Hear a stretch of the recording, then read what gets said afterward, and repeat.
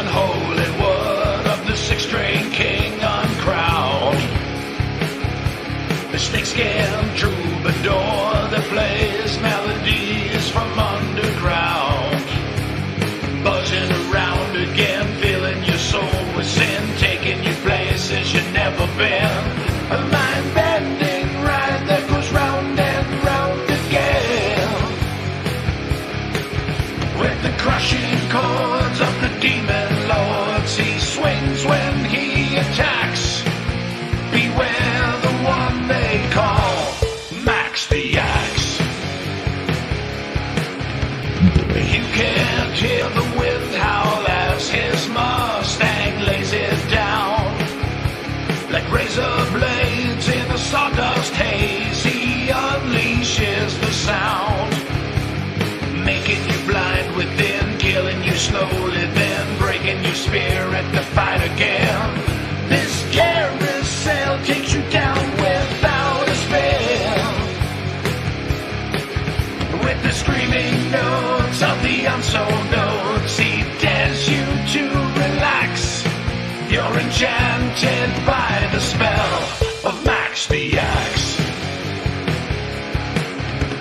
Look into his eyes and he'll hypnotize your brain. Your willingness to resist is alarmingly mundane. The pain you'll feel tomorrow consumes his heart today. Your immortal resurrection is just illness away.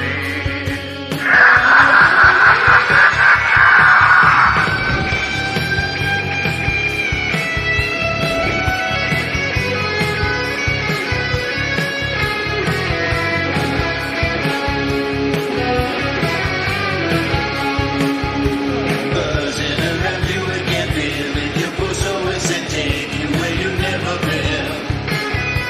Making you feel blind within, killing you so slowly and breaking your spirit again.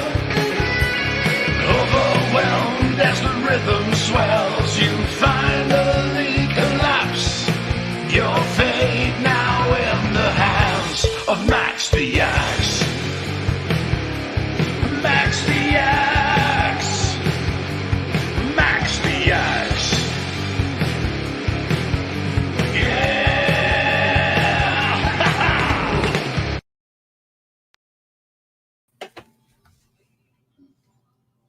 Hello, hello, hello. Hello, Ellen. You don't hear Cardi. Do you hear me? How am I coming through? Happy Friday, everybody. It is Friday, January the 28th. We are slowly getting through this winter. Before too long, it'll be sunshine at 7 p.m. Can't wait. This has not been a fun winter. Hey, Ellen. I am glad. Is your husband around tonight? Wouldn't mind giving him a chat. Lots of stuff going on in the world today that I'm not going to touch with a 10-foot pole. Instead, I would just like to say rest in peace to Sarge. We talked about Sarge a couple of weeks ago. He didn't win his battle. He had a brain aneurysm followed by COVID, and we said goodbye to Sarge this week. And I have a lot of tabs open, so let's get the right one up here. And this was spotted in England. Tribute to Sarge, rest in peace. Sarge was, they say, the greatest piercer in the south of England. Is from Bournemouth. And we met in the early 2000s, sort of mutually through a Canadian punk rock band called the legendary Klopex. They're based out of Niagara Falls.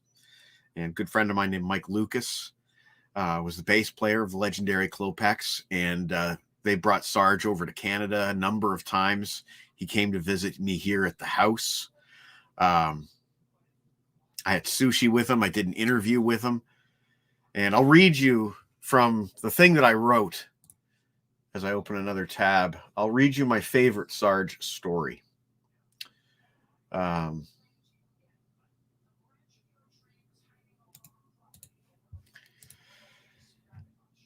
year was 1986. Sarge was out at the bar. Although he had no way of knowing, Philip Lynott from Thin Lizzy had died that day, and the bar was playing his music in tribute to the fallen rock hero.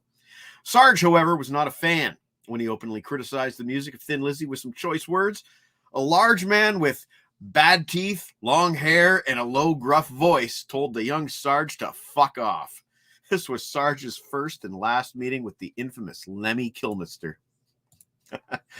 And on our first in-person meeting, Sarge gifted me an actual British UK tour Motorhead shirt that was from his personal collection. And you know, I haven't seen the guy since I think 2004. Would have been 2005 at the very latest, probably 2004. But we talked, and you know, the modern world enables you to do that. And the funny thing is, I'd be finishing up a Friday show. It'd be getting close to midnight, getting close to bedtime, and he's still up. It's 5 a.m, and he's still up. And we're talking about Marvel, and we're talking about science fiction and Dune, and what the upcoming Dune movie was going to be like. And I don't know if he ever saw it. I don't think Sarge ever saw it, but thanks, Ellen. Appreciate that. But we said goodbye to Sarge this week, and yeah. Quote Forrest Gump. That's all I have to say about that. I have a lot of tabs open tonight. We're going to be showing off a picture disc collection. Well, 2 picture disc collections, really. Jon Snow's and myself. And it's not that many, to be truthful. Sorry if I oversold this. No, we're going to have a good time. There's a good size stack there. 2 good size stacks. It's just not as many as when we were going through those shoe boxes of 45s a couple of weeks ago. But we'll have a good time tonight. I don't know what John has precisely he has in his collection. I know we are going to find at least one Def Leppard picture disc that we both have. So we'll see both of those tonight. We're going to see a whole lot of Iron Maiden. I'm hoping to see some Kiss tonight.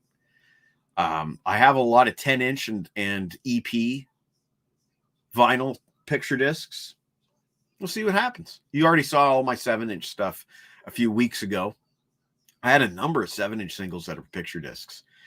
The very first one was Def Leppard, Armageddon It, back in 1988. And hey, Harrison, yep, we will be seeing not only Iron Maiden, but we will be seeing Blaze era Iron Maiden tonight, my friend. Yeah, Armageddon It, I'm thinking that must have been 88.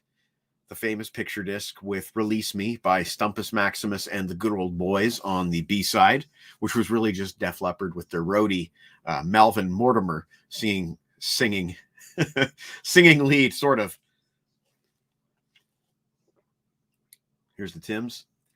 Hey, I didn't see you there, Tim. Hey, how are you doing, buddy? Big nor'easter hitting us tomorrow back east. Ooh. Hello, Chris. How are you doing tonight? Yes, that era did have a bunch of picture discs. I don't have them all, but I do have a lot of Iron Maiden picture discs. Like I said, we're not going to be seeing the ones that I showed off during the 7-inch show. Yes, we'll get to this. We'll get to this, cop. I want to hear about this nor'easter that's heading your way. I mean, I saw a bit of it in the news. More talking about the American news, though. So it was talking about Maine and whatnot, but I'm kind of curious. You know, my mom watches this show, right? Stay warm, my friend. That's what I'm doing. Incidentally, if you don't have a cup of coffee and you're in your vehicle and you need to stay warm, go to mikeladano.com and read a story that Uncle Meat once told me. I can't tell you the title of the story. It'll give away what the story's about, but we'll talk. I'll explain what Maine gets, we tend to get. You know what? I think I want to kind of get into that a bit tonight. I don't necessarily miss it, but what's replaced it, I don't like, which is what I'm seeing with Japanese bonus track, iTunes bonus tracks, Spotify bonus track, European bonus track, and you got to buy the actual album 150 times. Whereas before you just had to buy 3 singles usually, maybe a couple of 12 inches and a 7-inch. Sure you are. Sure you are. Chris Thuss, how are you doing tonight, buddy? Good to see you. Yeah, so I think we'll get into this as we go through these singles because we want to take some time with them.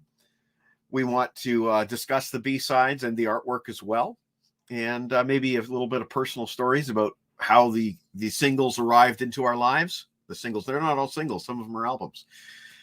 But I'm speaking personally, a lot of these ones that I have are EPs and singles. But you shall see. A lot of them are also more recent. Record Store Day stuff. Ton of Record Store Day stuff. Yeah, see, I have the same issue. I'm a completist. And so is John. We'll get to all of this. I promise you. The death of the B-side is a sad time. You'd get a cool live track or a fun cover in addition to the regular music. And I agree 100%. And here's my buddy Ralph. Handsome bastard, says Ralph. Well, thank you, my friend. Check out the Rock Shop with Ralph. He's awesome. He just did an excellent interview with Eric Martin from Mr. Big. And it's like, first of all, Eric Martin looks younger than I am. And he seems like such an awesome guy. And I guess they have some history going back together. Well, not history, but they both have some history in Queens or something like that. Anyway, check out Ralph's interview with Eric Martin from Mr. Big. Fantastic. Thank you, Ralph. Thanks for dropping by. I play them once if they have an exclusive track, record it to the PC, and then never touch it again. Yes. Exactly, Tim. Exactly. The first Hollywood Vampires, I bought it on Japanese import. Anyway, I'm going to bring John on in a minute. Let's run the theme song, and then we shall get started. Welcome to the LeBrain Train, Friday, January 28th.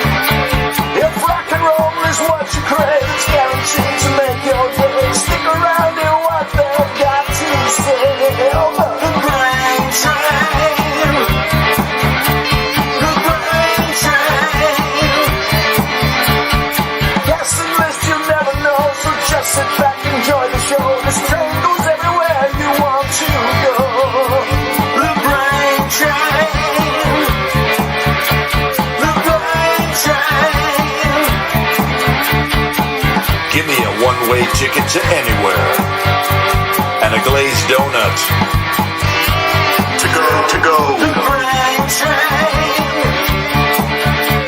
The Brain Train.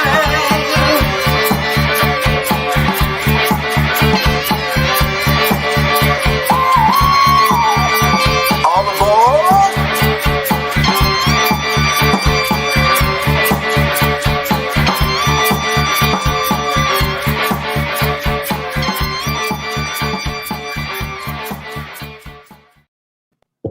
Hey, John, how you doing? Wonderful. How are you? I'm good, thanks. I always enjoy watching that. Switch the backdrop to something less busy. There we go. Oh, yeah, that might be a good one to start with. A good backdrop for what my first one will be. Oh, are you going alphabetically tonight?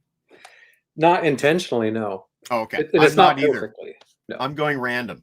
Yeah. But actually, I was going to ask you specifically to start with. You have some children's picture discs. I do. I raided my daughter's vinyl collection I actually And wanted to start there because it just happens to go with the narrative, which is the history of picture discs. okay. So basically, as you read yesterday on my site, we were talking about picture discs, and children's picture discs dominated the market from about 1947-ish to about 1969-ish.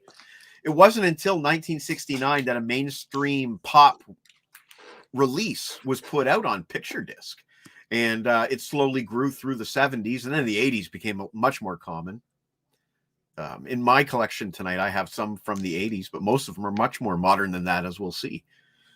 But yeah, for the longest time, children's discs dominated the market for picture discs, possibly because they were fun to look at. Yeah. I mean, the kids are going to be drawn right to it. Right. So, yeah. And some companies took the initiative and put an animated, like an animation on the disc as you spun it. You had to look at it through a special mirrored eyepiece, but it would appear like there was an animation on the disc. So you could imagine kids having a good time with that. Well, I would have a good time with that. Yeah. And I did want to tell Chris, hang around, buddy. Hang around. If you want Def Leppard, we got Def Leppard. Yes. And that statement about Discogs is so true. I wouldn't have my Jeff Scott Soto collection so complete if it wasn't for Discogs. There's two Destroyer box sets on display tonight. Well, technically there's 3. Oh, there's one in that box. Are you serious? You got the one that never showed up finally showed up? Yeah, and now I have no way of returning it. So yeah. Talk to this guy then. $500. No. Right. That was the shit show of ordering it directly from them, right? Oh, it was awful. Yeah. Well, let's get started, shall we? And canceled it and bought it on Amazon, had it in 2 days. Yeah. Well, let's get started, shall we? You've got the kids' disc, so let's start there. I do, and of course it's going to be Disney, and Disney's been doing all of their albums on the picture. To the zoom in here. So this one's Moana, and it's gorgeous. I mean, look at that. Yeah.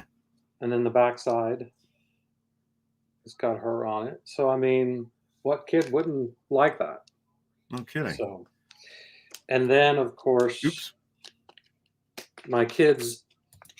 They didn't go too nuts, but this one I have to pull out because it's got a backing on it.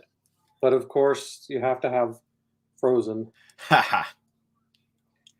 Classic. then on the flip side, that. So I'm sure this has Let It Go, but I'm not going to let it go. Let's assume. Yeah, it does have Let It Go on there. So these will get through. And there's one more. This was my daughter's favorite, my youngest daughter's favorite. Is Frozen.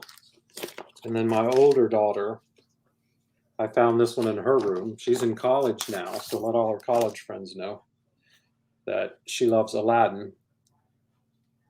So yes, that's gotta have the genie. So very nice.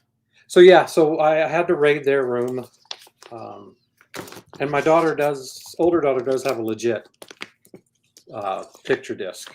We'll get to later. So, can you sing it? Yes. I don't think we want that. And no, we got it out of the way, man. We got it out of the way. Just did it. It's done. You'll like everything from here on in, or most of it anyway. I keep catching my damn headphone cord on my chair wheel. Pardon me. I'm just going to remove myself for a moment while I untangle myself. You'll have to entertain for 5 seconds straight. Go, John. Okay. And Chris Sarr, yes, I could sing that song, but I will spare everyone.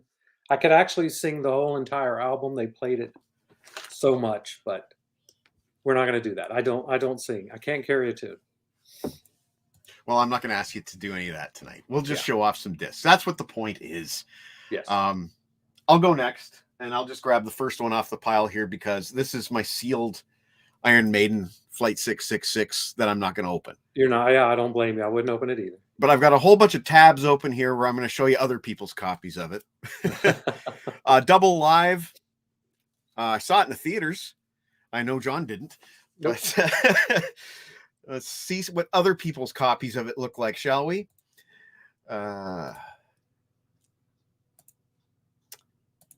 There's one. Nice. And is it black and white? They're all different. Oh, okay. Each side is different. How many LPs are in there? 2 LPs, 4 sides. Here's the side 3. All right. And then there's one picture here that has the other more colorful sides. And I believe it's this one. There we go. So there's a really decent image of the more exciting sides, sides 2 and 4.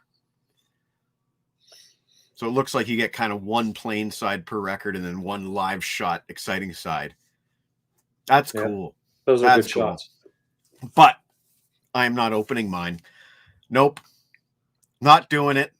It's been sealed. I have a couple. Since... I don't have a couple picture discs, but I have a couple I've never opened albums. So cool. Yeah. This has been sealed since 2009. So,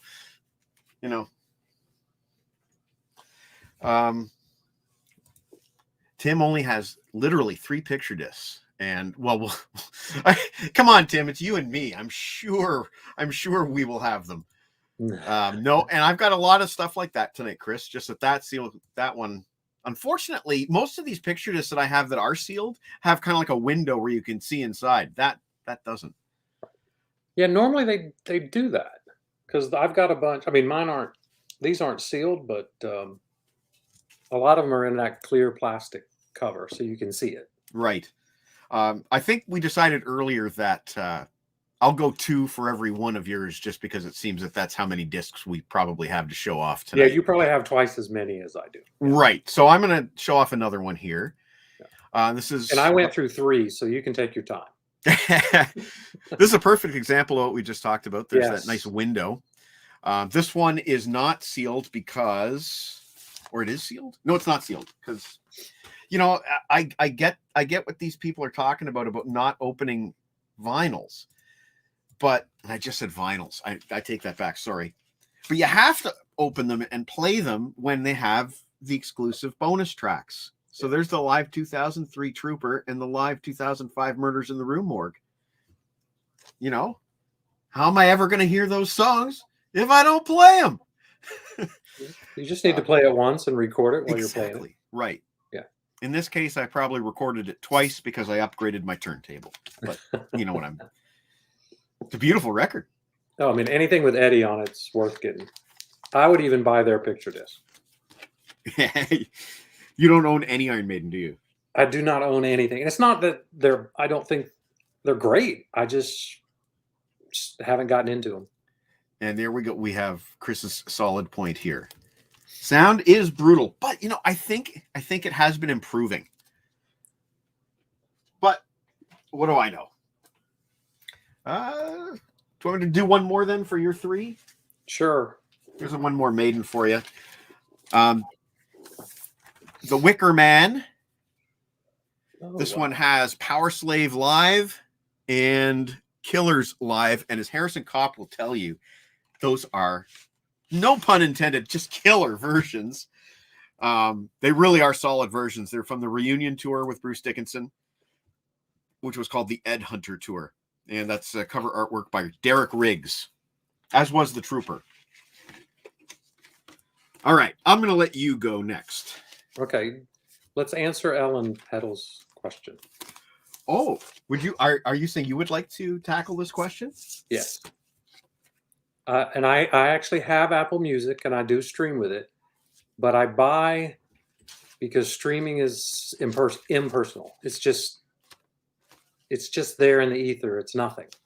Buying something and holding it, reading it, and experiencing it with the music, that's why I buy. So. Also, you couldn't do a show like this, could you? If we'd be like showing off our phones. Yeah. Yeah, here's this one. Okay. Chris, I'm just curious, Chris, if you could tell me, is that like an original pressing or a reissue? I'm just curious. Go ahead, John. No problem. All right, this next one is fairly new. It was a record store day. Sadly, it has no exclusive track on it or anything. I just bought it because of who it is, and it's AC/DC, Oh, nice. Through the Mist of Time. So Nice. record store day, limited edition, but I don't know if it's 15,000 and this is just number 4, or if that was just something that was on there. And then the back is a live shot of the Witch's band. Spell. Solid single too. Oh, Witch's Spell's great. Might even, I don't know, I like both those songs. Through the Mist of Time was my favorite on the album.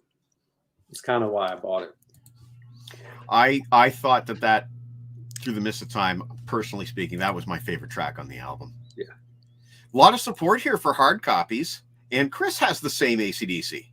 Yeah. But yeah, this is sort of where I'm coming from. Owning Air isn't owning an album or song. I will always have this. I actually have that on vinyl. Oh, have you played it? Yeah. It's great. Yeah. It's great. I had the CD eons ago, and then I was down in Florida digging. Every time we go on vacation, I find a record store and I go dig. And I found the vinyl for like $7. So. Oh, Chris, I wish I could tell you how many cassettes. I had about 2,000. I have one. I gave them away. I gave them all away. I have 9. Black and Bacon, yeah, the last track on that album, Tim. And Tim, as you know, there's a whole bunch of Journey people on that album. And you know who else is on that album? I just realized yesterday as I was reading the liner notes, Sheryl Crow. And it's 1989. It's 5 years before her debut album even came out. Well, she was more like a background vocalist session person for a while. Rob, how you doing? And a writer. Yeah. Look at these guys. Out of the Silent Planet, Iron Maiden. This one is sealed. Came from Encore Records. I'm sure that the back of the record looks something like that. Wasted Years and Aces High, both from the Ed Hunter tour live. Great versions. But I thought the previous single, The Wicker Man, that had Killers and God, what was the other one? Doesn't matter. I prefer those tracks live. Wasted Years, though, man. I mean, they played a lot of good stuff on this tour, and believe that it's still artwork by Derek Riggs. No, Mark Wilkinson. So how many different people? They didn't have the same guy doing all of them? They did up until Fear of the Dark. It was the first one with a different artist. I believe his name was Melvin Grant. And from Fear of the Dark onwards, they kind of just used whoever.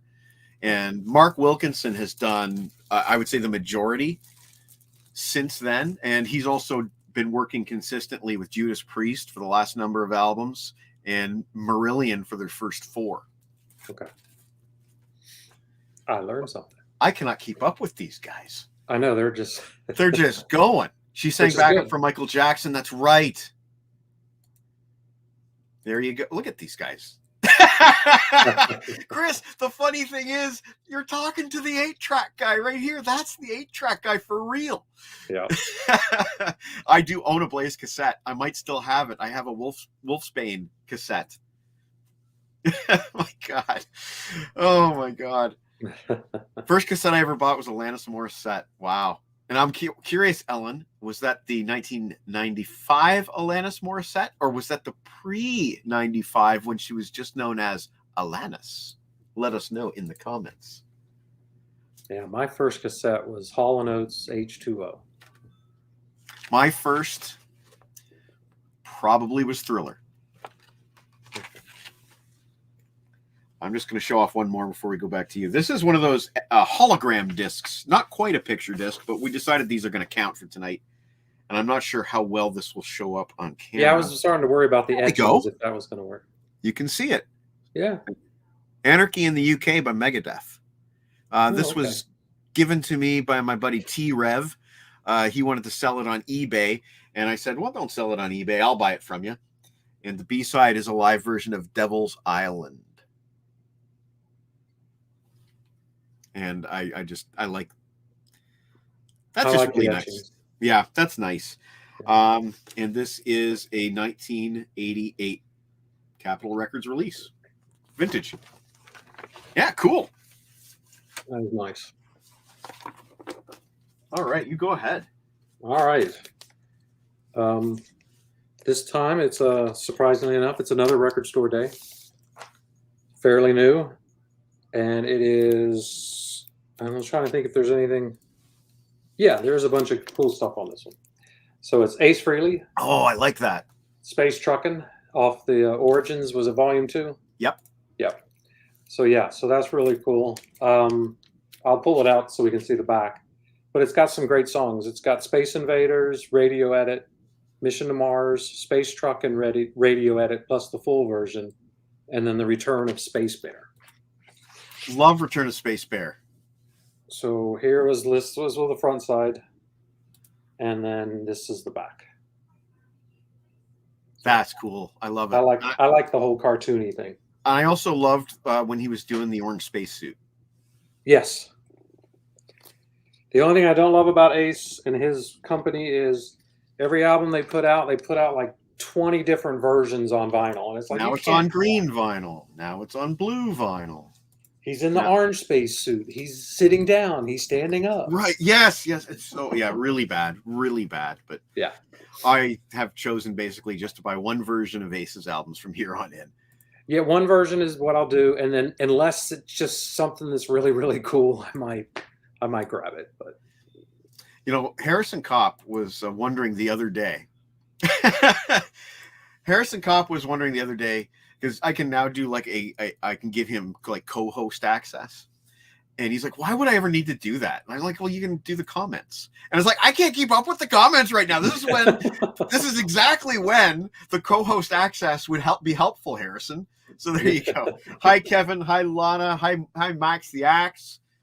Hi, everybody. Everyone, nice to see you all tonight. Okay, the gang's all here. Did you show one? No, I just did. Ace Frehley. Ace Frehley. Okay, you'll like this one. Give Me All Your Love Tonight. White Snake. Yes. B-sides being Fool for Your Lovin' and Don't Break My Heart Again. Both of those were from Fool for Your Lovin' right? Is from Ready. Is it from Ready and Willin'? Is this the old? Yeah. Yeah, the original Fool for Your Lovin'. Okay. I think that's from Ready and Willin'. Yeah. But that looks like the current logo. It's Give Me All Your Love Tonight. Oh, okay. All right. Those are the extra songs. I get it. Someone had that on Facebook. Sorry, what's that? Someone posted that on Instagram or Facebook. They were showing it off, and I forget who I was following that did that. This was given to me by my buddy Bob Shipper when he purged a lot of his records. He paid $10.99 for it at Sam the Record Man. Ooh, nice. Used to have a poster that he put on his wall and therefore destroyed. But yeah. I got the record. Yeah. When I bought this, I was when he bought it, I should say, because he owned it for a long time and I recorded it off him. When he bought it, I was hoping Fool for Your Lovin' was going to be a newly re-recorded version because we'd already heard that was going to be on the next album or that Coverdale was re-recording it. That would have already been in the press. So I was hoping that was that version, but no, it's the original 1978. So whatever album that was. I think it's Ready and Willin'.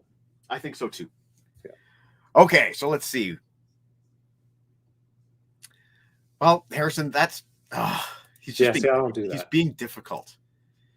Yeah. Oh, hey, Sarah. Nice to Sarah. nice to not see you, but it's a picture display. That's good. Thank you, Lana. Appreciate that confirmation there. Yep. And I'll show off one more that I have here. This is an eBay find. I showed it off on my site earlier this week, but Dives Live by Bruce Dickinson. And it's all, believe it or not, live. Nice back cover with band photos. There's Yannick. Oh. You'll be seeing a lot of Yannick tonight, that's for sure. And as you can see, the live tracks are Dive, Riding with the Angels, which is a non-album B-side to start with. Ooh. So they did a live version of a non-album B-side. Sin City, which is the AC/DC cover, and Black Knight, which is the Deep Purple cover. Yeah. So very, very nice Bruce Dickinson record. As I said, I think this was an eBay find. All right. So I think this brings us to you. Brings us back to me. Okay. We're going to go back to Ace. I was going through my collection and realized I didn't have Origins Volume 1 on vinyl. And he's put out a little special picture disc. Oh. And so it's the full album. And there's 2 discs in here. So, but here's the back cover. So it's the full album. It's really, and there's a lot of stuff. So we've got like the cover that was in there, and Nice. the back. Yeah, really nice artwork. Really nice artwork. And then this comes in it with him and Paul. Whoops. Oh, from the Fire and Water video. Yeah. And then on the back, you get the Twin Towers. Not sure the relevance, but I'll have to look it up. And of course, I'm anal. I kept the sticker. Yeah. Oh, and it's a gate. To answer Chris Sar's question here, no, they don't always have picture discs. They are limited, you know. Wow, that's nice. Yeah. So, and then let's look at the other disc. We'll have to put all this stuff back together. So, I guess that's side D. And then you got Ace on the front, smoking with the guitar. Really, really nice shots. Yeah. And so, yeah, now I'm the only Ace Frehley album I'm missing on vinyl is Frehley's Comet Second Sighting. Interesting. Is that just because you haven't come across it yet, or is it? I haven't come across a copy that I want in my collection. Gotcha. I mean, still, it's very rare I even see one. But yeah, I'll get one eventually. They're not that expensive. It's just I want. I have the first album. I have Bronx Boy, and I have one of the more recent albums. And that's it. That's it. Well, all right. Here's our first shaped disc of the night, and it is, of course, The Darkness, one of your favorite bands. Oh yes. And this is Girlfriend from the One Way Ticket to Hell and Back album. Oh, I love that. Not a great picture disc, though, is insofar as the graphics, whoop-de-doo. No, but I like it's shaped. Yeah. It is nice that it's shaped. And but 3 different versions of Girlfriend. And I don't remember these remixes being very good. Yeah. But it's nice.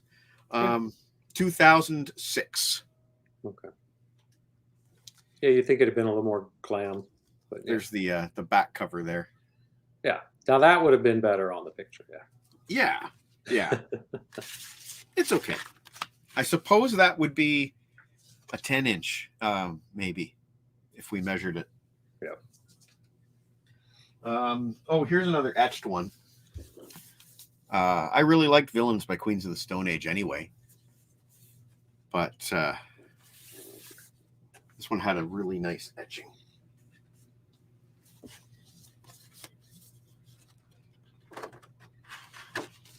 And there it is. See how well this shows up. You can kind of see that. There's a bicycle. Yeah. There's a guy sitting on a thing. And there's a structure of some kind. Yeah, I can see it right there. I can see. What's kind of nice is you can even see, if you look at the inner ring, the paper ring, you can even see the etching goes into there, or the hologram, or whatever it is. That's kind of neat. It's a good album. But as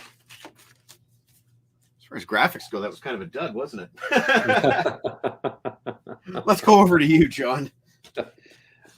All right. Final Ace Frehley one. Sorry. I have a lot of Ace Frehley picture discs. So this one is Space Invaders. It's the first time on picture disc.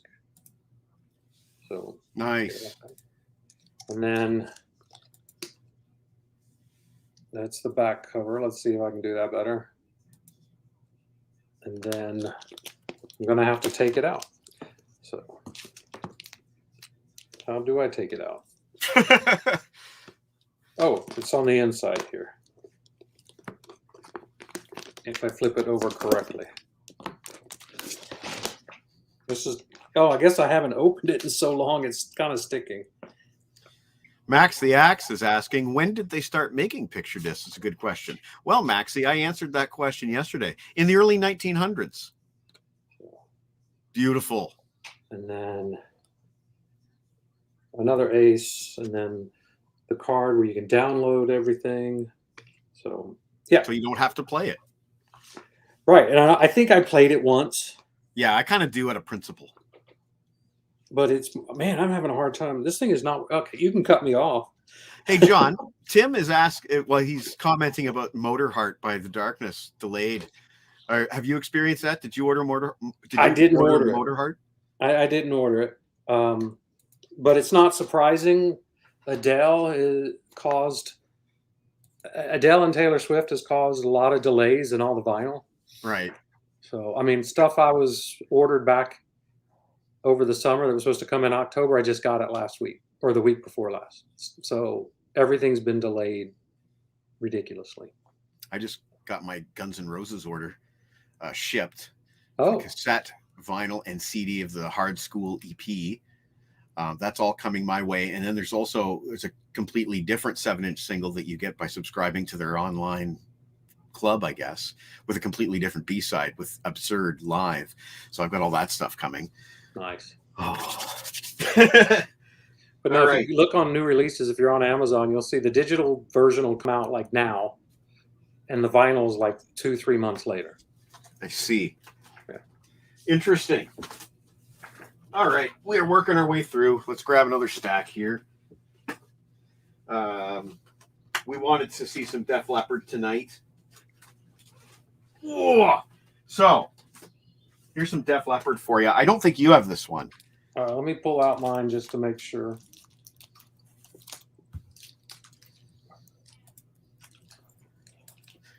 Which one? Oh, no, I haven't bought that one yet. So That's this is nice. from, what year is this? 2019.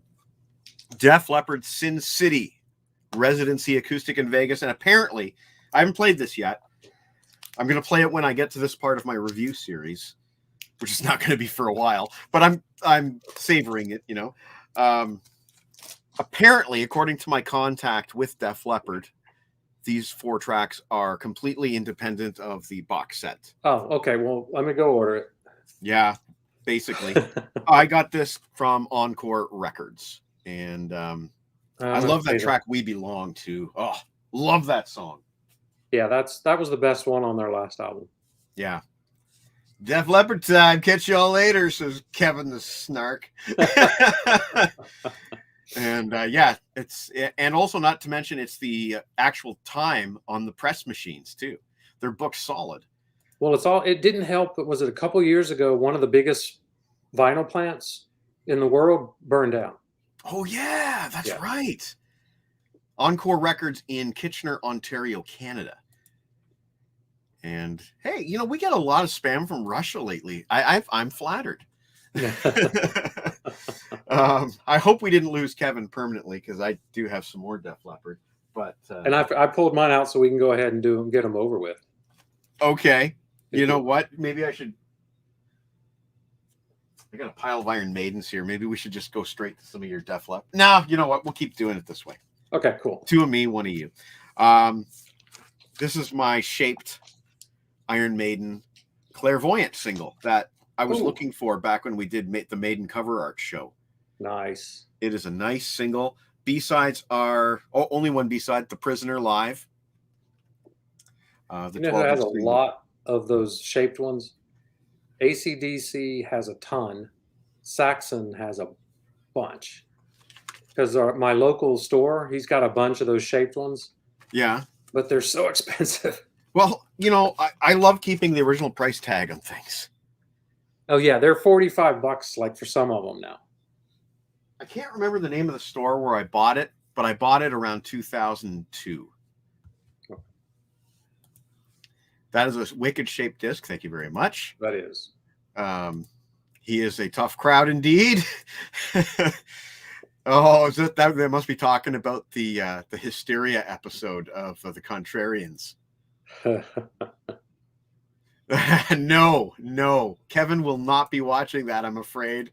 No. Oh, come on, man. Come on. You know what, Kevin? They're different bands. You just they did have a resemblance to AC/DC in the High and Dry period, but it's very minor. It's very minor. Yeah, AC/DC is so much more heavy. Yeah. Yeah. I mean, they had a certain commonality, and I think a lot of that was due to the Mutt Lange production. But this is a conversation for another day. Maybe we'll get Kevin. Oh, it'd be fun to get Kevin on here to talk about that. But you know what? Let's go ahead with your next picture disc. My next one is one of my favorites. I got it a few years ago in Paris at this just cool ass record store called Rock and Roll Voltage. Love it. It is a picture disc of David Coverdale, Jimmy Page. Whoa! It's for the song Take Me for a Little While. It has the acoustic version, the LP version, Shake My Tree, the Guitar Crunch version, and Easy Does It. John, I didn't know those versions existed. Yep. Oh my God. But yeah, I mean, I saw this and it was like, I don't even know what it costs. And it comes with a poster, a giant poster. I don't know if I can get far enough back. Oh, that is nice. And then the flip side as well. So that is why that one is my favorite of all my picture discs. Chris R, yes, they often do cost more. The Coverdale Page album does rock. Now, here's my question for John and for the viewers. Does Mike go on Discogs and try to buy a 12-inch Take Me for a Little While single immediately? Or does Mike wait until an eventual Coverdale Page Deluxe Edition puts those remixes out there on CD? What do I do? Well, you probably wait. But if you want the picture disc, you go get it now. I'd want the tracks. I didn't know those existed, man. Oh, really? Yeah, I had no idea those existed. I want the tracks. Yeah, I still never figured out how to record them from my my record player. Well, I can probably help you out with that behind the scenes, but I want that. I want those tracks anyway, so I'm gonna have to decide if I'm gonna splurge on a vinyl or if I'm gonna wait for an eventual deluxe edition that may never come. It is gonna come. I've heard rumors. At first, the first rumors I heard, it was going to be like what he's been releasing with Whitesnake.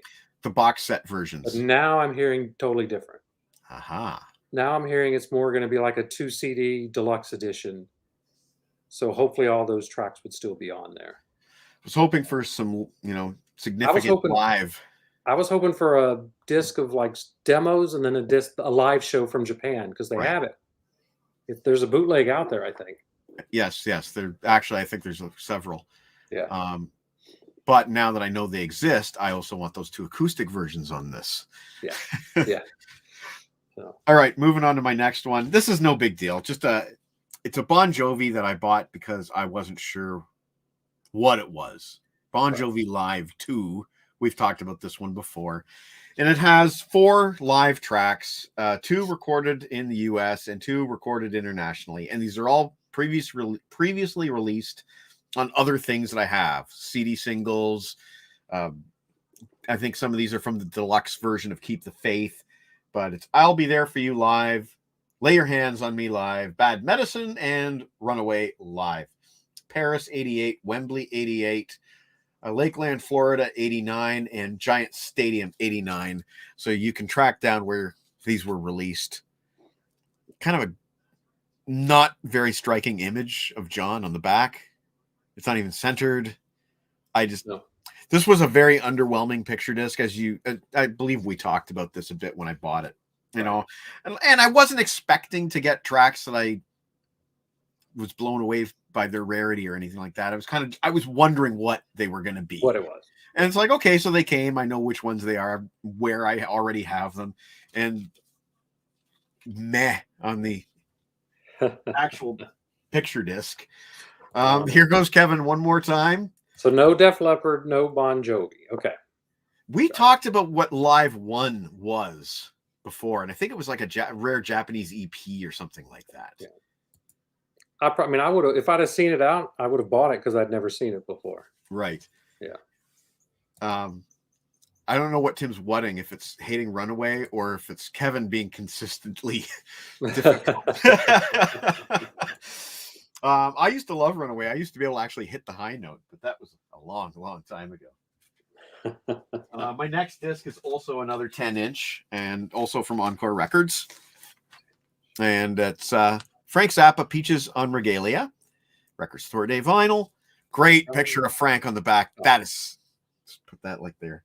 That one's worth a loan. Yeah. And this is a special song to me because my wife and I played this song at our wedding reception.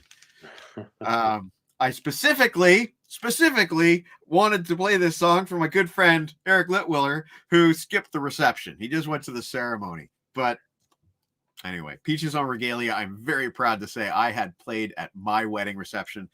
Yeah, right about the right size there. And I'm very happy to say that my wife supported me. There are 4 versions here. Rhythm track mix of Peaches on Regalia, rhythm track mix of Little Umbrellas, and then there's mono single masters of both tracks as well.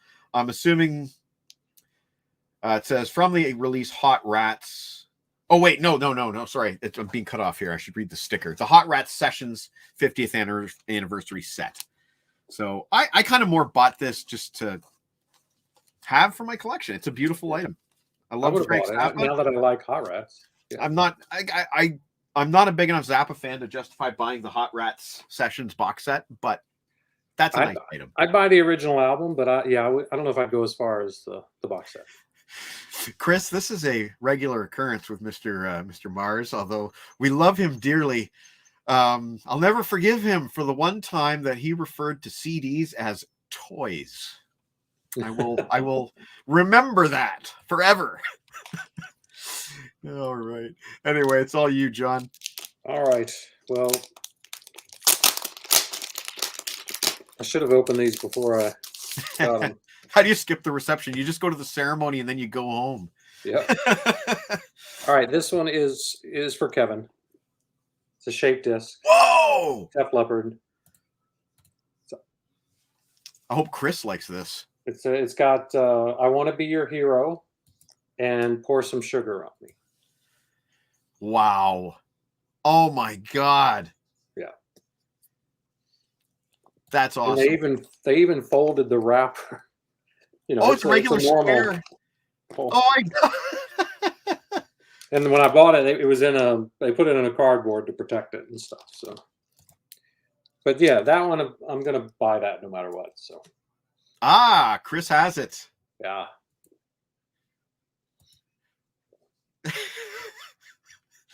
Oh my God. And it's funny because when I was younger, it was the opposite. Vinyl was handed to children because they were not old enough to handle CDs. That's the way it was when I was a kid.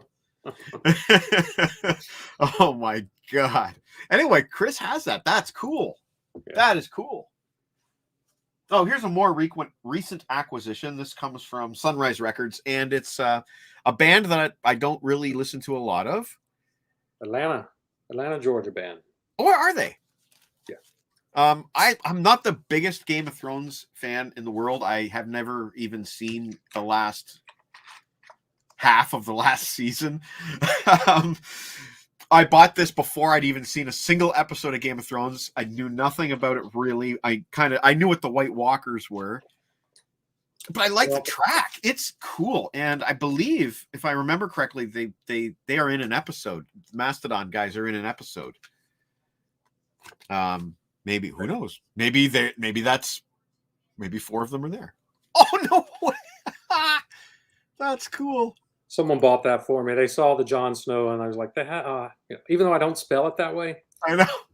But still, I mean, and everywhere I go, oh my God, you're Jon Snow. And my daughter I was talking with my daughter today, and she was in class, and the teacher said, Snow. And, she said here, she goes, you need to name your kid John when you get older. And she goes, my dad's name is John. So. Look at the debate going on in the comments. That must be referring to the Def Leppard shaped disc. $100. I didn't pay anywhere near that.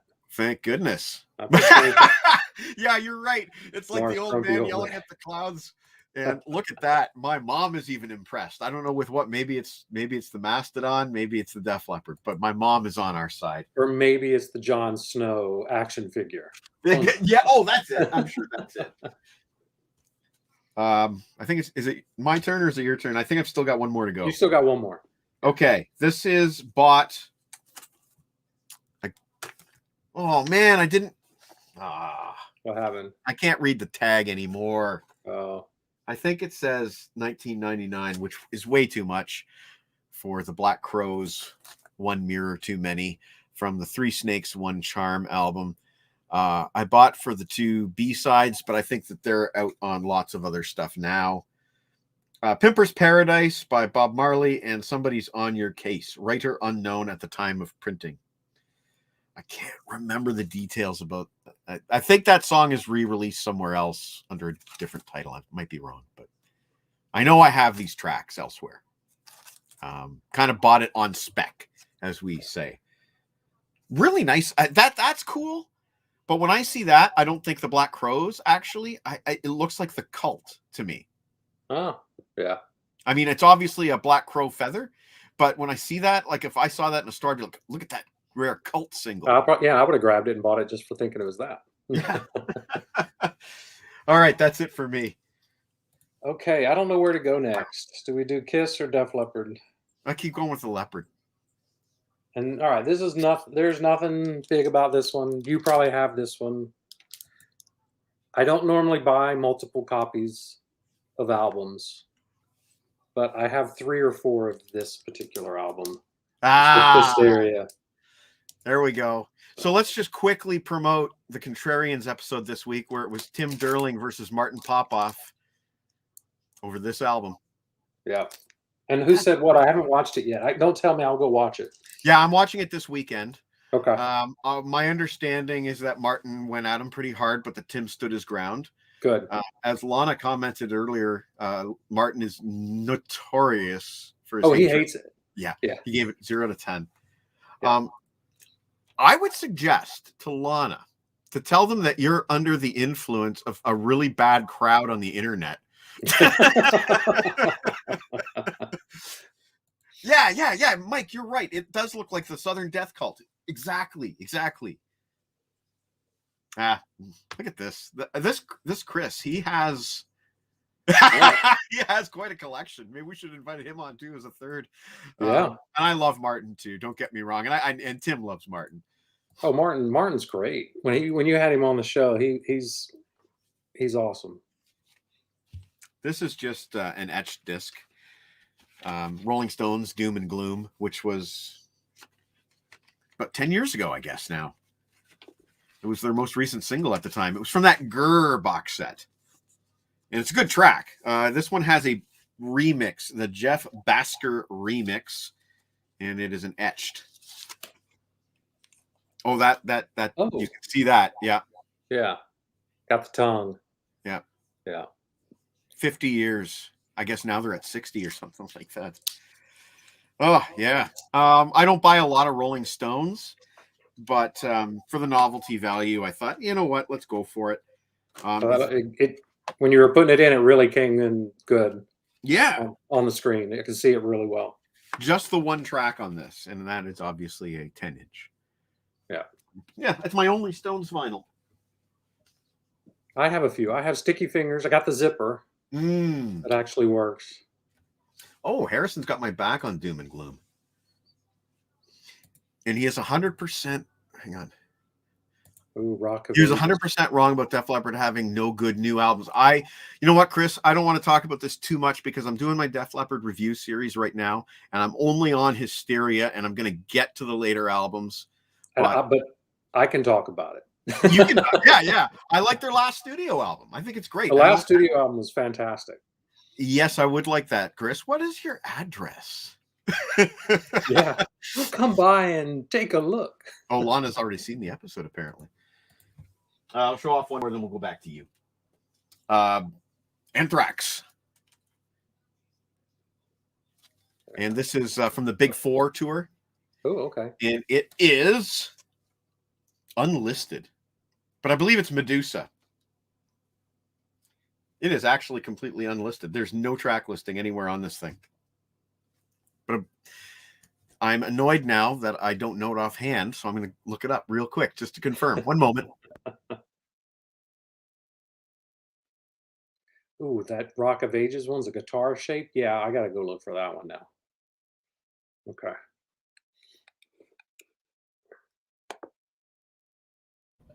Pardon me. Oh, there it is. Live at the Sonosphere is the name for this thing. Oh, yeah. How could I forget? The B-side on this is Only, which was originally sung by John Bush. But this is a version with Joey Belladonna singing it. And you know what? I'm a huge John Bush fan. Don't get me wrong. I love John Bush. I'm a big Armored Saint fan. But to hear Joey singing Only, oh man, I'm kind of getting chills at my spine right now. So how can I forget that? Yeah. Okay, now I remember. Okay, John, it's your turn. All right, this next one's a little off the beaten path. It's one my daughter kind of turned me on to. It's really hers, but right now, since she's away at college, I'm keeping it downstairs. It's James Bay. It's a picture disc. She's like, when he first came out, she like loved him, and we went and saw him in concert. And man, he plays a great guitar. And it's basically the same picture on both sides. He went through 8 different guitars during the show because I was, the kids were going nuts. I was sitting there counting the guitars. Ooh, that's a different one. Ooh, that's really good. But this is his first album, and I can't even remember the name of the album. Made in the Czech Republic. Huh. I don't think I have any like that are made in the Czech Republic. Actually, I've got a couple on here that are made in the Czech Republic. Interesting. Yeah, so maybe that's the picture disc capital of the world. I don't know. Who knows? Oh, here's a nice one. I think Kevin might appreciate this, if I'm not mistaken. Oh, boy, it's kind of stuck in there. I put it into the plastic sleeve, and it's got some sticky stuff on it. Not the record itself. I protected the red plastic sleeve that it came in by putting it in a regular plastic sleeve, but there's sticky stuff on the red plastic sleeve. Them Crooked Vultures. Bought this at Sunrise. You can see the price there. Yeah.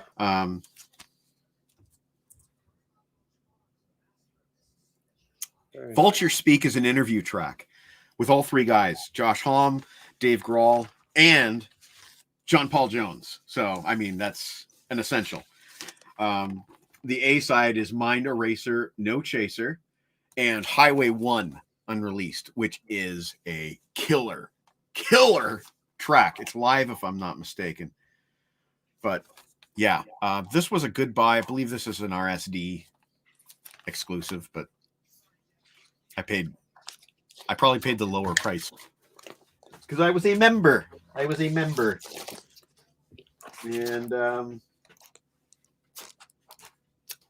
I have another one related. Queens of the Stone Age, Feel Good Hit of the Summer with, let me see, track 2, Never Say Never, side 2, You're So Vague, and Who'll Be the First in Line. All of these tracks are available on the deluxe version of Rated R, so I doubt I have even played this picture disc, and I'm not going to try to take it out because everything feels kind of staticky stuck together, but as you can see, that's what the record would look like. Bunch of drugs. Feel Good Hit of the Summer, and there's the B-side. Very nice. Yeah. All right, you go ahead. All right. This one is Motley Crue. It is the 12-inch single, Helter Skelter. Ooh. On this first side is Helter Skelter and Red Hot. And this is called the Helter Skelter side. The other side is the leather side. Oh. And it's got Live Wire and Piece of Your Action from the debut album with the leather edition, the leather mix. Right. Which, in my opinion, is the superior. It is. And it also comes with a poster.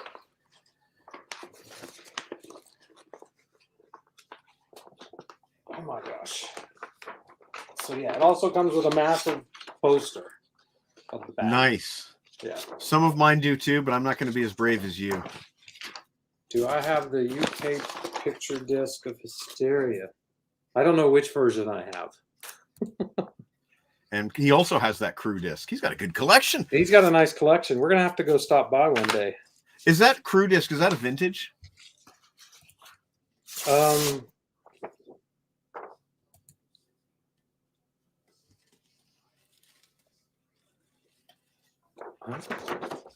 I like this side with the refrigerator. Oh, that's neat. Oh, the picture must be 1968, or the lyrics are 1968. That's what that is. Okay. Right, the track would be, yeah. Yeah. 1984. It looks like 1984, so it's got to be. I mean, I'd have to check. I don't know. Chris believes it is, and he also says you have the U.S. I have the U.S. Hysteria. Okay. Well, then I will start looking for the UK. There you go. Yeah. Oh, here's the one that, you know what? There's a story behind this. This is the record that brought Holland into our lives. I reviewed this record, and I said that these were 3 live tracks recorded in Kansas City, Kansas, which it is not. It's Kansas City, Missouri. Kansas City, Missouri. Yeah. So he went on my website and he left a comment, you know, really nice comment, but he's like, by the way, Kansas City's in Missouri. And it's like, all right, I'm Canadian. What the hell do I know? But this is what pisses me off about the record.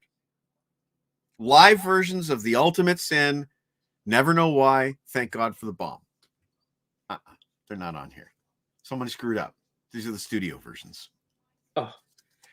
And there's Jakey Lee and Ozzy taking a bite out of that lady's bum.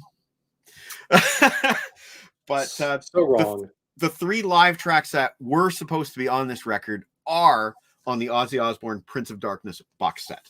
Okay. So they can be had. They just cannot be had here. And I think this was supposed to come with a poster. It doesn't say, so maybe not. Anyway, that was originally $10 when it was on the shelf. And here's a nice one of more recent vintage. This one barely qualifies as a picture disc. It's more like a colored disc. But it is Helix, The Devil is Having a Party Tonight single. Ooh. And has these nice little devils in the vinyl. That's cool. And the tracks, as you can see, are The Devil is Having a Party Tonight and the Tequila Song, which is a great track. And great artwork here as well of the band. I believe that's at the video shoot. It might have been the video shoot for The Devil is Having a Party Tonight. But 2 great tracks, neat little collectible EP. All of the stuff is available on their more recent compact disc releases, but those are toys, according to Kevin. And you wouldn't want that. You'd want this. Right, Kevin? I hope Kevin's still watching. I hope I didn't piss him off. And Chris loves the Helix. Tim has that one. I have met Brian a number of times. I went to Brian's house for the CD release party. Would have been 2006 or 2007. It was the God, what's the name of that album? The Love of Rock and Roll or something like that. Anyway, super nice guy. Yeah. Okay, it is your turn, John. Okay. We're gonna talk about this. We're gonna talk about this one. Matt Nathanson, live in Paradise, Boston, on this tour. And I pulled this one out thinking it was an etching. But this tour, he was an acoustic set with him and a gentleman on the guitar. And they had this Wheel of Fortune wheel out on the show. And on the wheel, it had songs and it said cover, and they spun it several times during the show, and whatever it landed on was the song that they played. And so that was what they did on side D of because the other side's the regular album. I thought it was going to be an etching, but I was surprised to see a nice picture disc. That's neat. And so it's really cool. So no 2 shows on that tour were the same.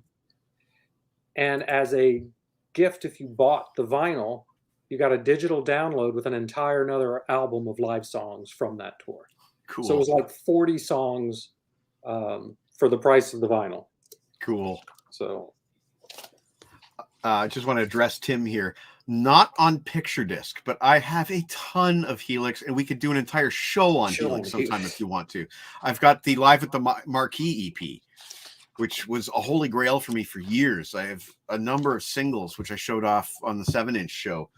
I have some 12-inch Helix vinyl. I have everything Helix have ever released in some form or another. I have everything they've ever released, and including a track that Helix themselves do not seem to have.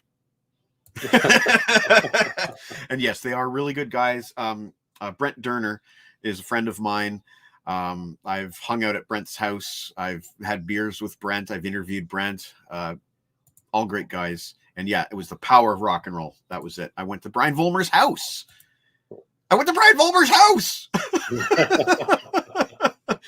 That's cool. That's cool. Okay, we're into the Maiden now for Harrison. And we're into the Blaze. We're into the Blaze. There you go. wow. Man on the Edge.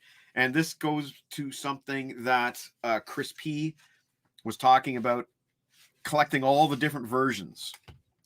So for this Man on the Edge single, you had to buy both CDs and the vinyl to get all of the tracks, because this has a track on it called I Live My Way, which has got to be one of the rarest Iron Maiden songs in existence.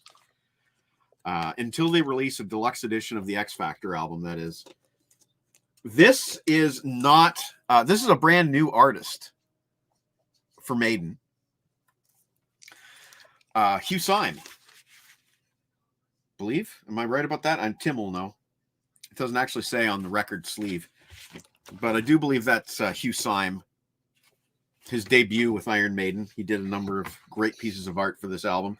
And it comes with an absolutely massive poster. Absolutely massive, that I will not try to unfold. Not going to try it. It's never been unfolded by me, and probably not by the original owner either. This was bought for me by my mother for Christmas one year off eBay. And it is one of my cherished Iron Maiden possessions. I Live My Way. And yep, it was Hugh Syme. And incidentally, there, like I said, there were a bunch of CD singles. And 2 of them featured interviews with Blaze Bayley. And Blaze Bayley said that when Hugh Syme received the phone call from Iron Maiden, he said, "I've been waiting for this phone call for 10 years. So as soon as he said that, they were like, well, he's going to be good. Yeah, let's do it, Tim. Let's book it. Maybe you, me, and Deke will do some Helix. I would love to do that. And I agree with you, Chris. It is not my favorite Iron Maiden album artwork, but it fits the mood of the music, which was very dark and absolutely legendary, though not necessarily for his work with Maiden. And here's another etched disc. Monster Truck, Sitting Heavy, which is a very good album.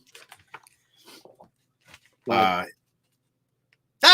you? Oh, we'll save it for you then. No, go ahead. Go ahead. You sure? Yeah. Okay, well, it's an etching, so I had it down at the bottom just in case we didn't have time. All right, well, you get out your copy then. I will show both. There we go. You can see it's basically all the patches, all the buttons from the Monster Truck jacket. Yeah, let's see if I can even. Oh. Yeah, it's kind of hard to see. It's kind of hard to see, yeah. But this has a vinyl-only bonus track. Yes. So, worth having for that reason. My favorite Monster Truck by far, and actually the last Monster Truck that I bought, because they kind of started going in more of a Nickelback-y direction, in my opinion, which is not necessarily to my taste. I like the last one. I have it on vinyl. Haven't heard it. I think I'm willing to give them more of a chance, but this is a great album. By far was this is what got me onto them. I think you guys just kept talking about it, so I was like, that's it. I'm going to go get it. Yeah. Frank Toms. Jinx. Yeah. Yeah, that's true. That's funny. All right. I'll do one more. It's another etching. It's this really neat anniversary edition of Bad Motorfinger. Look at that hologram. I like that. And I've only played this once. I have the CD with the bonus disc with like 5 bonus tracks, including Into the Void. So this is extraneous to my collection. I don't need it to listen to Bad Motorfinger, but it's like an audio file pressing, and that isn't that neat. And the hologram cover is kind of neat. I think that is my only hologram vinyl. And it feels really heavy. Looks even better outside of the plastic. Yep. Beautiful. All right. Go ahead, John. All right. We're going to go to Kiss this time. Yeah. This is a 12-inch single for God Gave Rock and Roll to You from Bill and Ted's Was a Bogus Journey. Yep. Oh. I love that. And then on the B side is Junior's Gone Wild by King's X and Shouted Out by Slaughter. Yep. So both exclusives. Yeah. And I had this out just a minute ago. And then the flip side though is all Kiss. Oh wow. Yeah. I've never seen that. That's not on the CD single. So there's one reason to buy it on vinyl. None of those pictures are on the CD. And let's also give credit to William Sadler on the front image of that as the Grim Reaper. I mean, I saw that. I mean, I was going to buy it regardless, and then I saw it was Kiss. I was like, "Oh crap, I gotta have this." Yeah, I only have it on CD. And you know what, Chris? There's a little bit of filler on that soundtrack, I think, but by and large, it is really good, and it really got a lot of play at my house in the summer of '91. Oh yeah, he Melvined me. Good one, Rob. And Winger Battle Stations does kill, but I think that Slaughter tune is aces. Yep. There's a lot of stuff. They didn't put Higher and Higher on the very best of Winger. They didn't put that track from the Karate Kid 3. Yeah. They have a new one coming out this year. Oh, nice. I bought the last one. The Karma, was it called? Was that the last? That was good. It was a good one. Whatever their last one was, I liked. I think it's your turn. I think. Is it your turn? No, I just went. No, you just went. Okay, Def Leppard. This one is missing a poster. I'm certain this one comes with a poster that I'm missing. But it is Come On. And it has a live version of Rocket that, to my knowledge, is not out anywhere else. Oh. Nice. The way that I check is I just kind of search for Rocket in my music folder, and I look at the times. And this version has a time that doesn't match any of the other live versions that I have. So whether this comes out in some future box sets, I don't know. I do know that Def Leppard have plans for more box sets, and we're all wondering what's going to be on the 4th. Yeah, but I do not believe this is out. I want to know, because if certain ones aren't on it, I'm going to go ahead and get them on vinyl.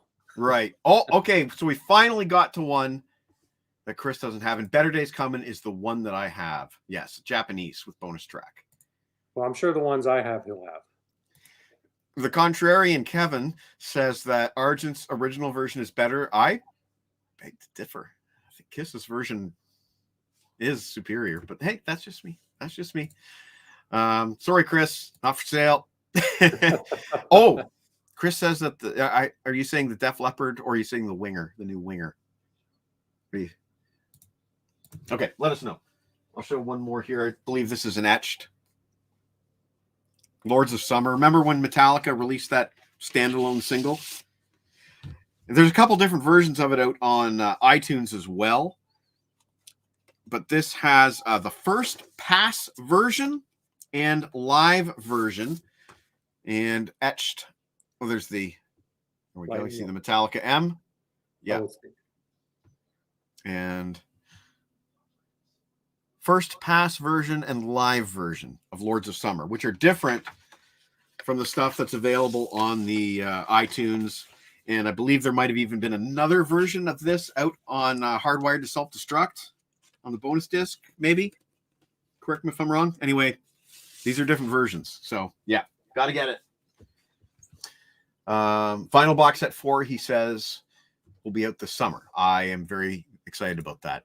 Did you know, Chris P., that I'm thanked quite prominently in box set number 2? Go and check. Go grab your copy. You got your own line. I've got my own line. Yeah. Kiss doesn't do anything superior. Chris is being difficult. I'm sorry, who was that again? I don't know that person. This is my friend Chris that I worked with. Okay, well, you need to fire him. Yeah. Kiss did nothing interesting with their version of God Gave Rock and Roll to You. I disagree, but that's fine. That is fine. Okay, so he's basing that in the historical pattern of the previous 3. Ties nicely into the stadium tour, we hope. Yeah. Wow, 78. Interesting. I wonder if that's like one of the original Kiss solo album picture discs. Those were neat. They came with bonus stuff. And yeah. Check it out, man. I am thanked prominently on my own line. Okay, I think that's it for me. I don't have any more picture discs left. Oh, I have a bunch. Okay, well, let's do yours then, because oh no, sorry, I do have one more, and it requires me to get out of my seat. So just I'll go ahead and talk through this one. Sorry, what's that? I said I'll go ahead and do this one. Yeah. Okay, so this is Def Leppard.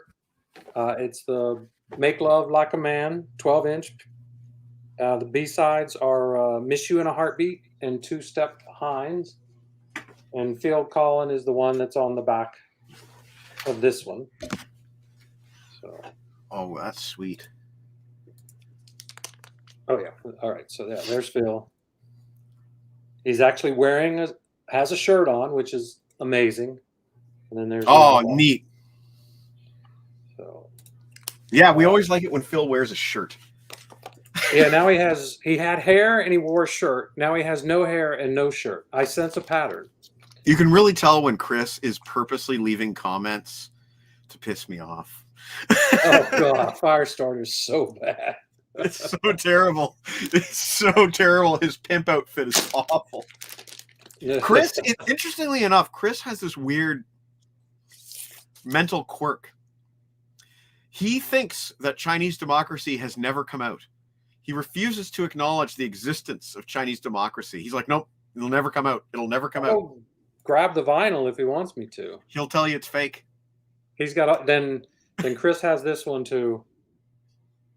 This is Let's Get Rocked, and the B-side is Only After Dark, and a live version of Too Late for Love. Oh. Is that live version from the In the Round concert? Yeah, if that was in Denver. Yeah. So that's that version. Because I was just going to say, I don't have a single with a live version of that. So thankfully it's in the box set, therefore. Yes, it's all there in the box set. Wait till Lana sees a picture of Phil when he was in the band Girl with oh my gosh, it's crazy. Phil Lewis, is that his name? From LA Guns? Yeah. Yeah, Phil Lewis. Two Phils. Axel, we have a picture disc, an interview disc. See that? And this is an interview disc of Def Leppard. Cool. Although I've seen that. Okay, I've seen that front before. I've seen that picture before. If you go to the back, I believe that's Steve Clark. Just the way his hair is, it looks a bit like Ricky Rocket from Poison. Right there. Yeah, that's it. Yeah, he's got the Ricky Rocket hair in that photo. Yeah. Man, Chris is really roaring on the Def Leppard. He just ordered the interview. He's aggressively pursuing his Def Leppard. All right, then I have a Kiss single for Reason to Live. Oh, now that's a vintage for sure. Oh, it is. Definitely. And then you got guys on the back. And I don't think I have those exact photos anywhere. Because, they did a lot of photos in those outfits, and I don't think I've seen those exact photos before. Or in my collection. Reason to Live, Thief in the Night, Who Wants to Be Lonely, and Secretly Cruel. Did you interview the Def Leppard disc? I did. Did you review? I did review the interview disc. Cool. Or yeah, I forget. I was doing two kind of interview discs because I had a Queensryche that came with questions, and you were supposed to ask the questions. Right, I have that one Yeah, from the and then I Rage did for the Order. Def Leppard to show sometimes you get an interview disc that's just the interview.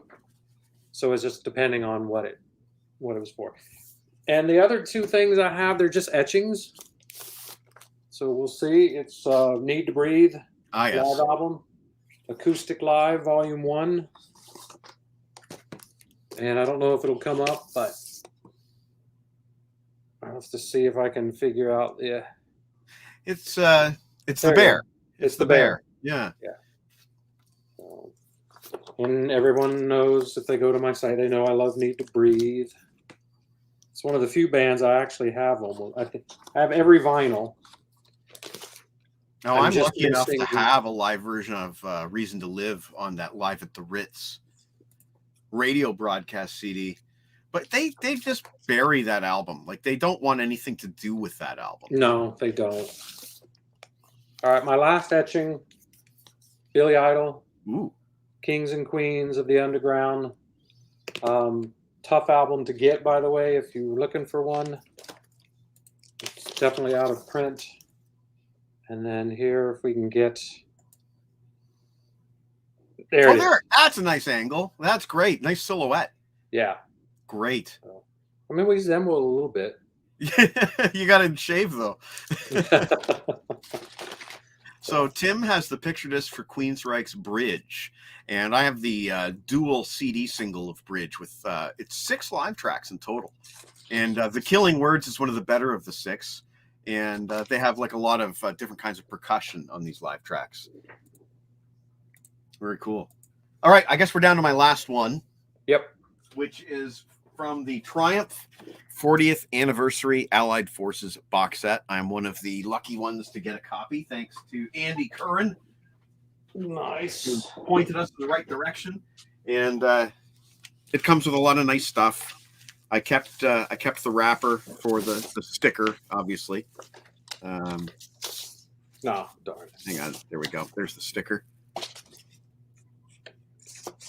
And the Access All Areas patch and all kinds of other goodies. But the picture disc itself is the Allied Forces album within, which I'm trying to get out.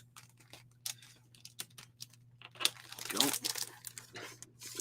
There's the Allied Forces album. Nice. Great artwork there. And has one of these sticky seals, which I don't prefer, but it's what we got.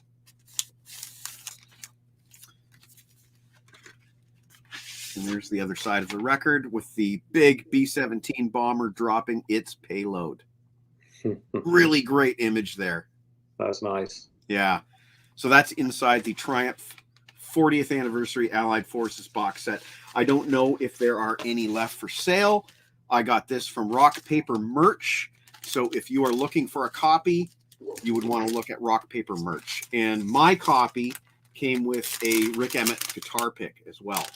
All the copies from Rock Paper Merch, I think, came with that Rick Emmett guitar pick. Lana missed the picture disc. Yeah, Lana, we had a picture disc for Through the Mist of Time, which I did on my site. Oh, yeah. Yeah. Now, I do have something that's not a picture disc, but I want to see if Chris P. has this, because it's a Def Leppard album he does not have, and I'm positive on it. Okay. It's Matt Nathanson's album called Pyromatia, where he covers Def Leppard songs. He does Pour Some Sugar on Me, Bringing on the Heartbreak, Coming Under Fire, Hysteria, Stage Fright, and Promises. And they're all acoustical versions. And if you hear Stage Fright, you've never heard it like this. It's incredible. Even Joe Elliott said it's the best version he's ever heard. And it's really pretty, though, with the Union Jack. So look for that one, Chris P. Indeed. That's got to be really rare. All right. Well, we have just gone through all of the picture discs in our houses. At least it's all the ones that I can find. Yeah. I kept finding them as I was going through. So, but we made it more than an hour, so I'm happy about that. So many great comments here. I'm running out of like I just can't keep track of them all. And look at that. We're big in Russia. That's nice. Yeah, that's 2 now, right? That's 2 now. It's 2 tonight. Well, I don't know if I have anything left to add, except for that was a lot of fun. Yeah, I enjoyed that. Yeah, me too. Next week, I will tell you what's going on because we won't be here Friday next week. We will be here Saturday. We are doing the special Keeps Me Alive interview, historical reminisce, all of that stuff with James and Aaron from the Keeps Me Alive website. That'll be next Saturday at 7 p.m. special episode. And I know for sure we're going to have a lot to talk about. So I don't want to give too much away. Just don't miss this episode. Thanks so much for watching, everyone. John, what do you got going on? I know you have a ton going on. Always have some.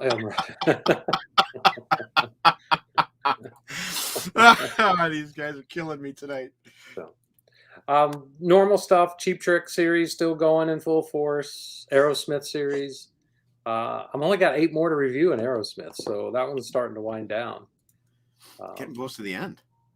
Well, I mean, you still have a long way before the viewer has a long way before the gun, because I'm about. Well, you're on permanent vacation. Yeah, I'm on permanent vacation, so there's still a lot more after that, but I only have like 8 more to go. Tomorrow we got another Kiss bootleg, Blu-ray. Oh, I've never owned a bootleg Blu-ray in my life. And now I have 2. Wow. $7.50 a piece. That's ridiculous. I had to try them. I couldn't not. So we don't need any Paula. Oh, was I supposed to pull that one out? Oh, goodness gracious. Let's not encourage Lana. Yeah. And then, of course, Jeff Scott Soto. Yeah. Yeah. And then a Jeff Scott Soto series is ramping up now. So 4 reviews in, 150 more to go. No, like 66 more to go. Yeah. But now I actually have bought all of them. Wow. So I have somewhere between 60 and 70 discs. Wow.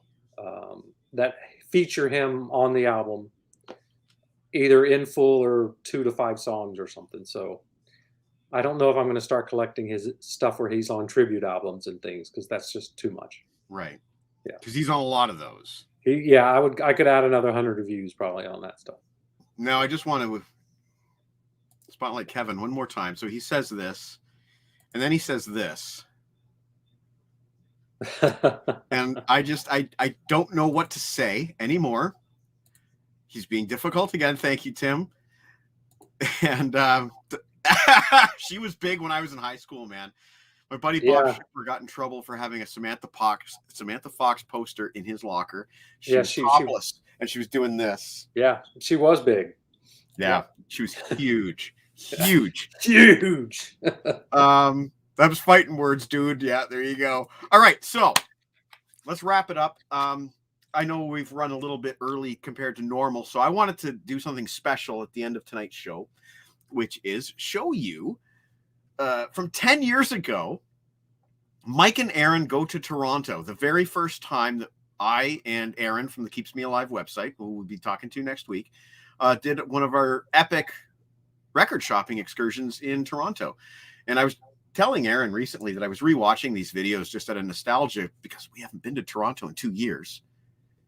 That I really liked watching the videos, brought back good memories, and I thought that they were still entertaining and still decent. So I'm going to force one on the viewers tonight as our farewell video. Thank you so much, John. And make sure you don't miss next week when we talk to Aaron and James. I know you've never met James. You've never talked to James. James is kind of a man of mystery to the rest of us. Yeah. And they're great guys, and they're really the focal point of this whole community that we're a part of. So I'm really looking forward to talking to them. And hope to see you next week. Hope you can check it out. Thanks for having me. All right. Well, you take care. This is Mike and Aaron Go to Toronto, the 2012 original. Enjoy. Damn you, LeBrain! On October 20th, 2012, Aaron and I decided to hit the road to go record shopping. There's Aaron. This is something neither of us have done in years. We had a great time, and here's a video of the day. This is Highway 401.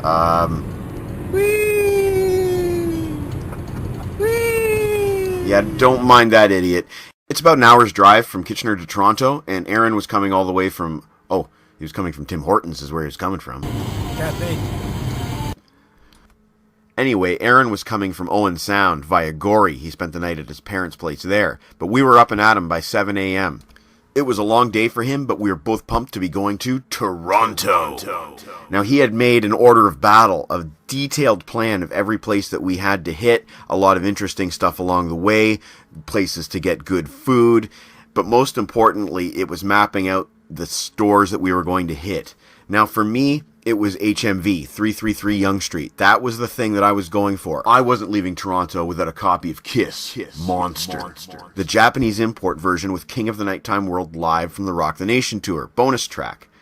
Back in the day, HMV 333 Yonge Street had all the Japanese imports, everything. If it existed on Japanese import, they had it, along with a lot of other good stuff too. That was my goal. Hey, it's LeBrain and Isaac and Sophie. I just farted in Aaron's car. Fuck you, Mike. I just farted in Aaron's car. We're on Bathurst Avenue in Toronto. We haven't even... I'm rolling down the window. Sorry about that, buddy. Anyway, we were almost there. There's Honest Ed's. That's a sort of a glorified discount store. Meh. Those fucking people lined up to go to Honest Ed's, Aaron. It's only 9:30. We were coming for the CDs. That's it. Nothing else. Well, vinyl too. And books. It's LeBrain and Aaron. We have arrived in Toronto. May the excursion begin.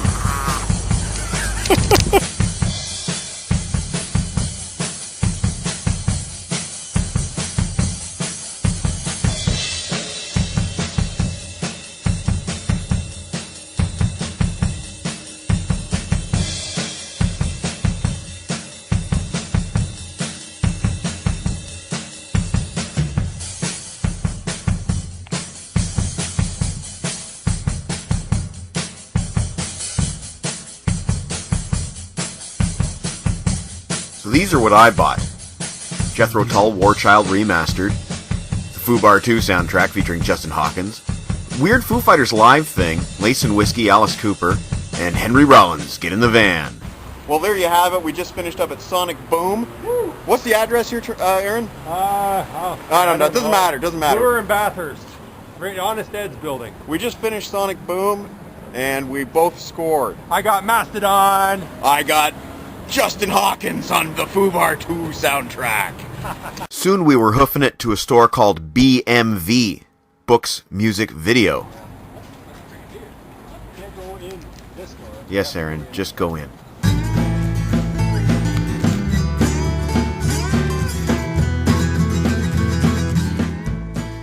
Featuring Tony Sheridan in the beginning, $6.99. Yep, with most of them.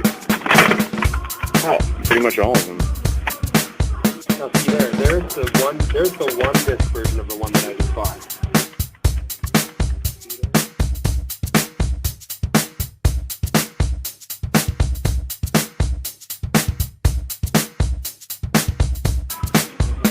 Remastered Queens of the Stone Age for $6.99.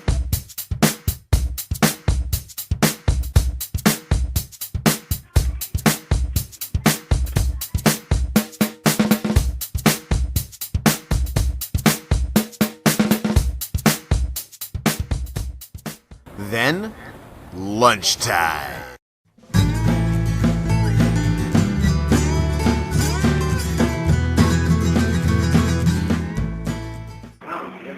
Aaron, can you please explain to me the order of battle? Oh, yeah. This is broken out by street. So we've just done most of Bloor here. We're going to go back to College, Kensington Market, down to Queen West, and then Yonge Street for Mike because he wants to hit the big corporate horror stores. And then this is my shopping list stuff I'm looking for. But he'd found lots of cool stuff already at great prices too. Check some of these out.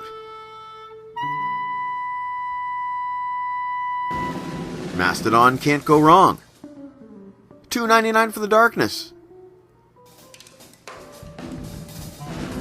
I used to sell that Inner Sandman CD for $11.99. Now his cover's a little chopped up. 2 CDs, 1 DVD.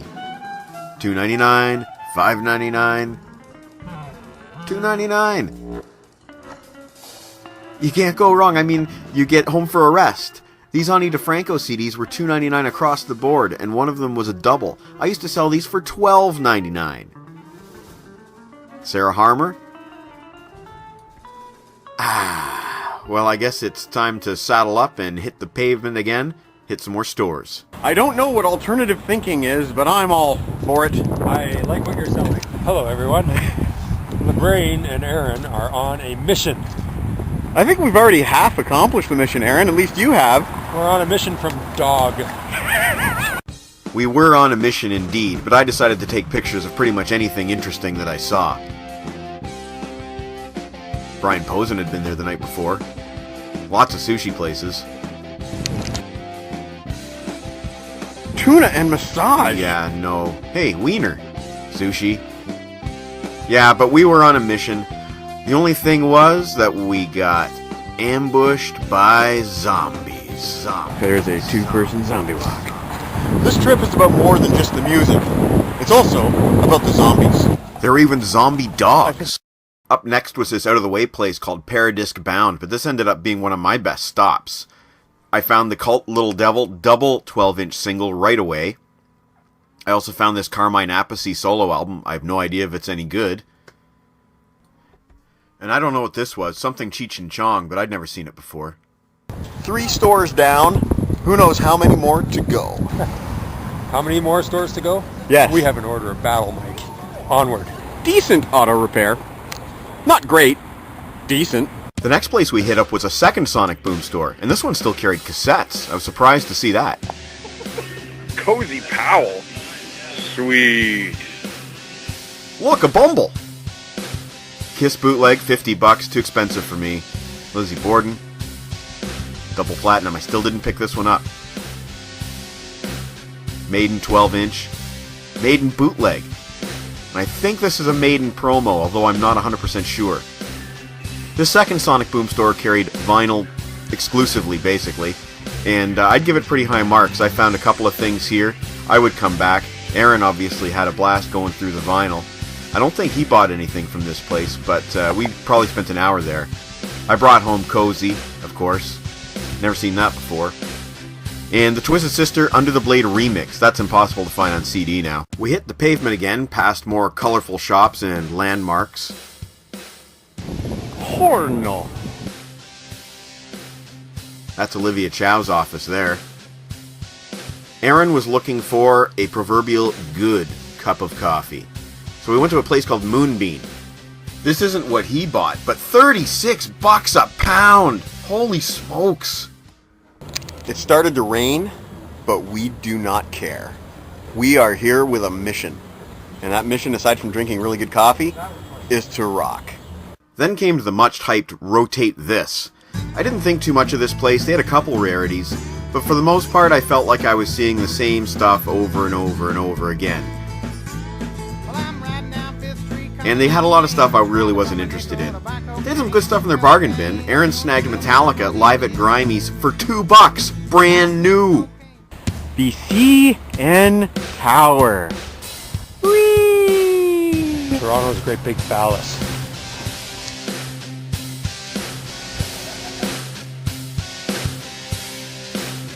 I want this in my house. Taco Bell. Tortilla flats. Taco Bell. Tortilla flats. Taco Bell. Tortilla flats. Aaron's version is toxic hell. Eat there.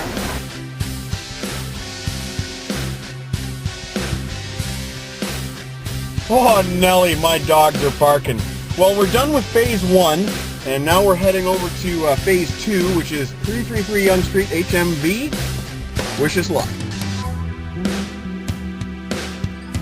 We are at college and university. Now for me, the whole point of this trip was to go to HMV on Yonge Street and get my Kiss Monster Japanese import. HMV used to be the place to go, the mecca. It used to have every rare single, every Japanese import, everything that existed. Today, it's got Dr. Sheldon Cooper greeting you at the door, and it's gone completely mall store. All the same discs, the same sales, the same prices, the same selection, the same top 40 crap. Unfortunately, it looked to me like they've changed their focus mostly to movies, and that doesn't interest me too much. I can buy that kind of stuff in Kitchener. I didn't drive all the way to Toronto to come and get movies. No, I came for Japanese imports, which they don't have. I did come home with a foil cover Kiss Double Platinum CD that I hadn't seen before. Whoop-de-doo, I guess. And from the same 2 for $25 sale, Jethro Tull, Too Old to Rock and Roll, Too Young to Die remastered. Aaron suggested as sort of a consolation prize that we check out the Sunrise store just to see if they had the Japanese import of Monster, and they didn't. Of course. They had a lot of the mall crap, same old stuff you see everywhere. They had samurai swords? Samurai sword umbrella. They had Monster, but nobody had the Japanese. They did have the vinyl, which I took. It was $14.99, which is $4 cheaper than the Amazon.ca price. Yep, took that one home. Okay, so Aaron and I have left HMV and Sunrise. Guess what? No Japanese imports, not even one. And when I asked for Japanese imports at the HMV store, Buddy looked at me like I had a second head. Like, what's that? And not only that, he had to ask me the name of the new Kiss album, even though he was surrounded by hundreds of copies of it. And then we went to the Sunrise, asked the same question. Do you have the Japanese import of the new Kiss album, Monster? The answer came back, Japanese imports are very, very expensive. Because they're cool. They have rare stuff on them. I collect them. She came back with, Japanese imports are very expensive. Yeah, but can you get me one? Aaron, what would you say about the chain stores that we encountered today? Ass. Okay, folks, it's LeBrain and Aaron. We are officially done the record shopping excursion. Woohoo! I am covered with sweat.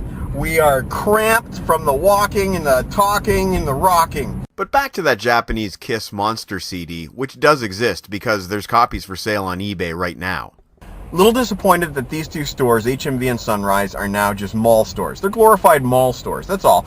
They had fucking Sheldon Cooper standees and Starship Enterprise pizza cutters. Okay, that was cool. The Starship, Yeah. You like the Starship Enterprise pizza cutter?